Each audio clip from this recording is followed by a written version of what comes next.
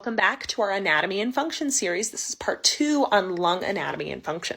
In our previous video, we went over a few major pieces, and now we're going to be going over some major misconceptions about how those pieces work together. The 3 big pieces we covered were the lungs themselves, the bronchi and bronchioles, and the alveoli. Are you ready for all those misconceptions? Here we go. Misconception number 1, the lungs are an organ, not a muscle. They merely respond to surrounding muscles. It might be really beneficial for you to be familiar with how those surrounding muscles actually work. Thing number 2, the only reason air goes into your lungs is because you made room for it. So you gotta make room for it somewhere. Where you make room for that air is up to you. Which kind of leads me to number 3. Number 3, there is no such thing as a low breath or any directional breath for that matter.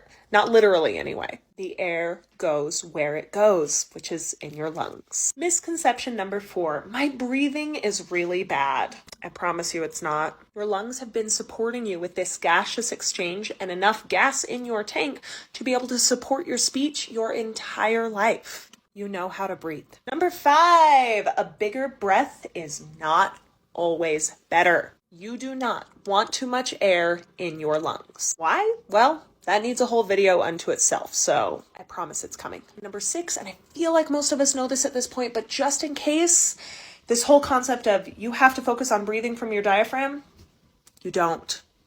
You can't. In fact, you cannot focus on breathing from your diaphragm. Your diaphragm is always working if you are breathing. Next up, we're going to be going over the major volumes and capacities of your lungs and why they matter, so be sure to like and follow.